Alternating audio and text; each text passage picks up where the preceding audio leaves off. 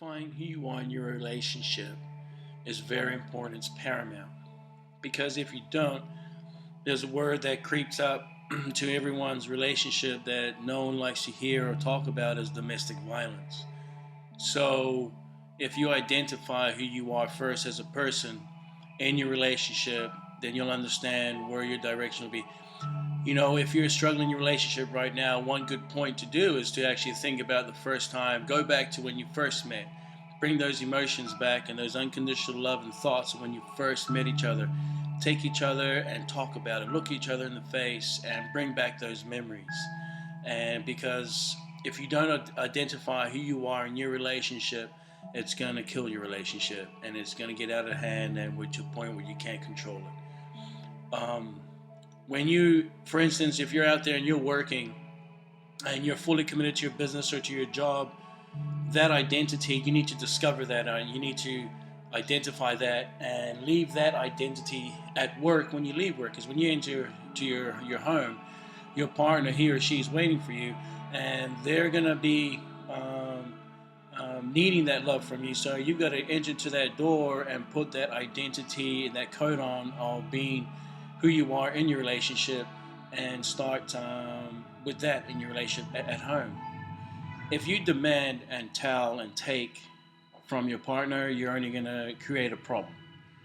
You need to understand yourself and start giving to your partner, sharing love, showing unconditional love by messaging he or she daily, by taking her or him out on a date, even though you've been together for 20 or 30 years or 10 days. Keep your date nights available. Make time for that, because if you don't make time in your relationship, you're going to lose time. And when you lose time, you can't create that time again. And you don't realize how important your partner is until he or she's gone. And they're going to be. And I tell you one thing: people relive their lives again, but you can't relive that lost, that time relationship. So don't waste your time by negative thoughts and allowing fear and all that enter into your relationship. You need to understand who you are as a person. Instead of beating down your partner and demanding this and telling your partner this and that, why don't you do it to yourself first and see how you react to it? Look at yourself and demand from yourself. Look at yourself and not give love to yourself. Why don't you do that instead of robbing your partner from all that? You need to do it to yourself first. Give yourself something. Give yourself some love. Give yourself some time. Give yourself some thought of your next program on how you're going to plan things.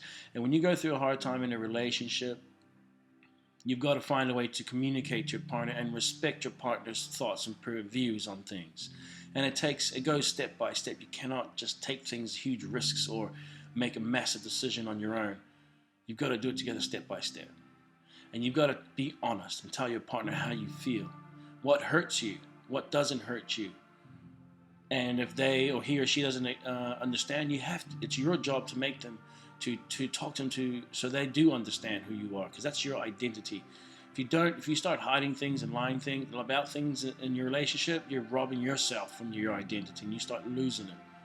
So you come home and things change. And if you're in business and your job, whether you're a cleaner or you're a CEO of a company, it doesn't matter. But once you enter that door, you've got to leave that out. Because if you bring that home, you're going to be demanding off your partner like your partner's a client or a member or a worker, and they ain't going to accept that.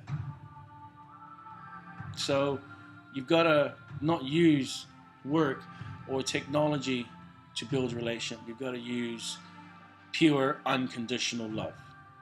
And to show love in your relationship, you've got to show love to yourself first. That is paramount. So make some time for yourself. Go back to your relationship, make some time for your partner, create that time together, and keep it together. Keep it together. Get through it. You got this. You cannot let it go, because once you do, it's going to be really hard to restart again. And if you're not perfect, it doesn't matter. And if you think you are perfect, it doesn't matter. You got to work it out and make it happen. Because once it happens, it's eternal. There is no beginning, there is no end in a relationship. It's eternal. Because once you lose it, it carries on to another relationship. So there's a time to play and there's a time to work. You've got to balance it out. You've got to balance your relationship out.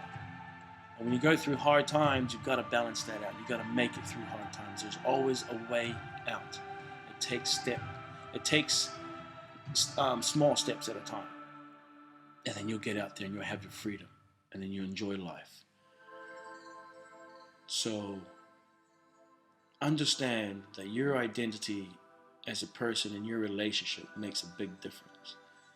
And to put that coat on of being a loving, genuine, honest, loyal person in your relationship, and to give that to your partner, and to hold your partner, and to express those feelings, is going to make it live forever.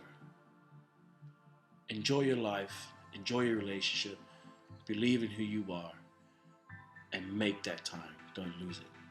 Have a great day.